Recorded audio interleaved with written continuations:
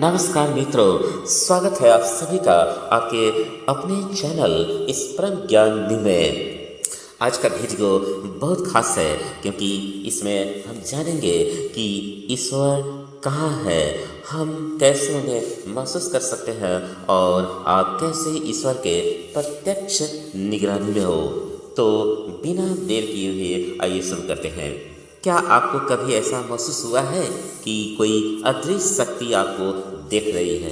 क्या आपने कभी सोचा है कि ईश्वर आपकी हर गतिविधि पर नजर रखते हैं? आज हम इस विषय पर चर्चा करेंगे। आप ईश्वर के प्रत्यक्ष निगरानी में हो, आप ईश्वर को कैसे महसूस कर सकते हो। तो आइए सबसे पहले हम जानते हैं कि ईश्वर कहाँ है। ईश्वर सर्वव्यापक है, वे हर जगह और हर कण में मौजूद है। सनातन धर्म के अनुसार ईश्वर को केवल मंदिर, मस्जिद, गिरजाघर या गुरुद्वारे में ही नहीं बल्कि समस्त सृष्टि में देखा जा सकता है। भगवत गीता में भी भगवान श्री कृष्ण कहते हैं, मैं अपनी अव्यक्त रूप में संपूर्ण जगत में व्याप्त हूँ, सभी जीव मुझ में स्थित है और मैं सभी में हूँ। ईश्वर का कोई एक निश्चित रूप नहीं है, वे निर्गुण, रूपहीन और सगुण यानी रूपधारी दोनों है। सनातन धर्म में ईश्वर को अलग अलग रूपों में समझाया गया है। निर्गुण रूप यानी रूपहीन, निराकार। उपनिषदों और वेदों में कहा गया है कि ईश्वर निराकार, अजन्मा, अनंत और सर्वशक्तिमान है। नेति नेति, न यह न वह। ईश्वर को किसी एक रूप में सीमित नहीं किया जा सकता है। वह प्रकाश, ऊर्जा, चेतना और परमानंद का स्वरूप है। सगुण रूप यानी रूपधारी।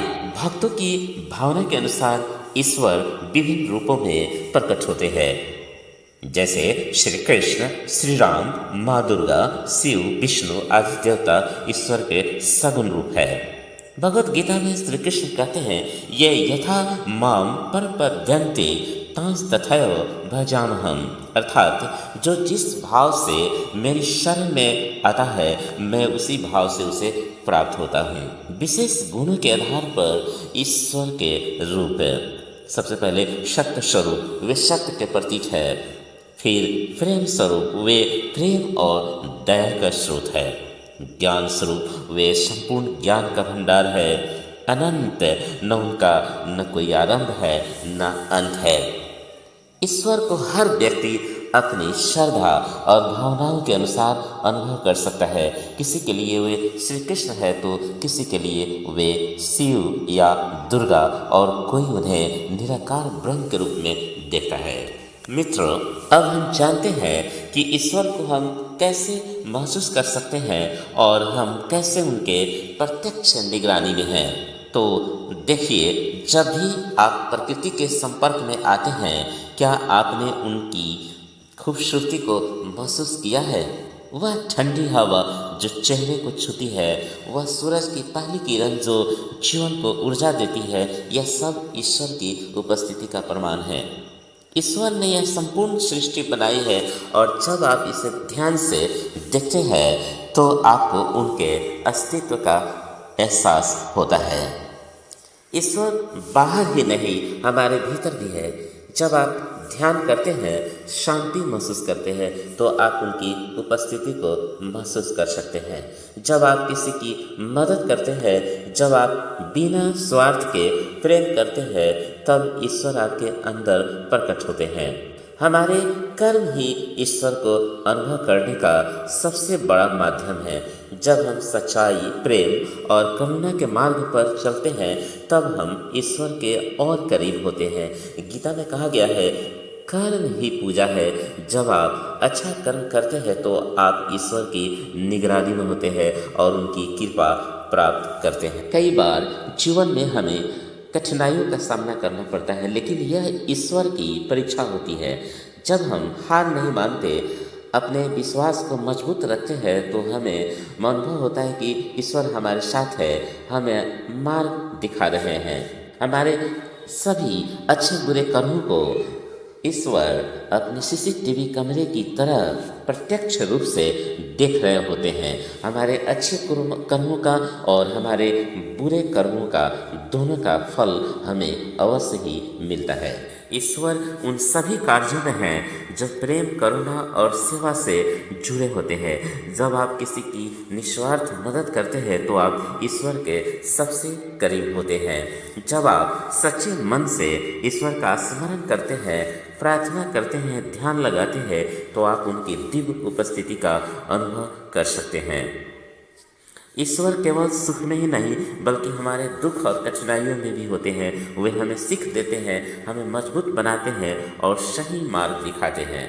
देखिए, ईश्वर हर समय हमारी रक्षा करते हैं, लेकिन उनका तरीका अक्सर प्रत्यक्ष नहीं होता। वे कई माध्यमों से हमें सुरक्षित रखते हैं। सबसे पहली बात कि अंतःकरण यानी इनर वॉइस के माध्यम से ईश्वर हमारे भीतर रहते हैं और हमें सही गलत का बोध कराते हैं। जब हम किसी गलत निर्णय की ओर बढ़ते हैं तो हमारा अंतःकरण यानी अंदर की आवाज़ हमें सावधान करता है। यह ईश्वर की ही चेतावनी होती है। दूसरा, अच्छे कर्मों का परिणाम। अगर हम अच्छे कर्म करते हैं तो ईश्वर हमें बुरी परिस्थितियों से बचाते हैं। गीता में कहा गया है, सत्य कर्म करने वाले की कभी हानि नहीं होती, हमारी की गई भलाई कभी व्यर्थ नहीं जाती। ईश्वर इसे हमारी रक्षा में बदल देते हैं।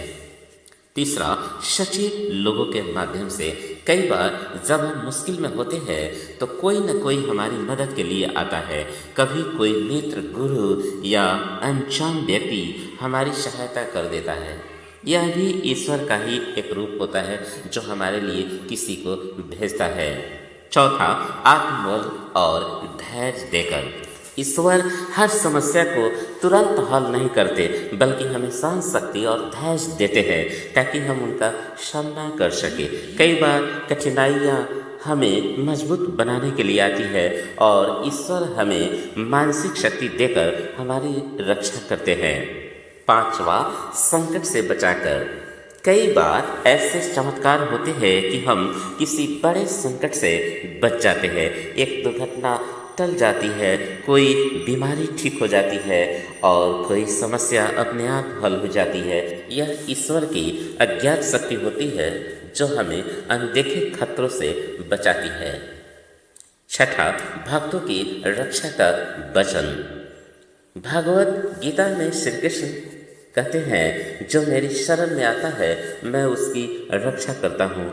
अगर हम सच्चे मन से ईश्वर पर विश्वास रखते हैं तो वे हमें हर हाल में सुरक्षित रखते हैं। ईश्वर प्रत्यक्ष रूप से नहीं दिखते लेकिन वे हर समय हमारे साथ होते हैं।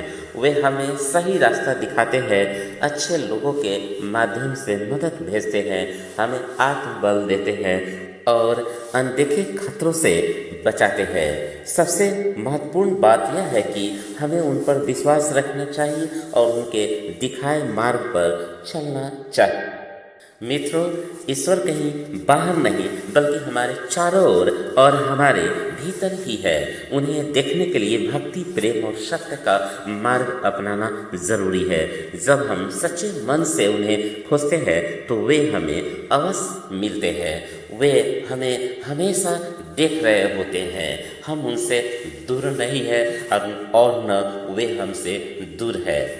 दोस्तों, वीडियो अच्छा लगा तो कृपया इसे लाइक और शेयर करें और चैनल को सब्सक्राइब करना न भूलें और अपनी कोई राय हो तो उसे कमेंट बॉक्स में जाकर अपना विचार साझा करें। तो फिर मिलते हैं अगले वीडियो में, तब तक के लिए नमस्कार।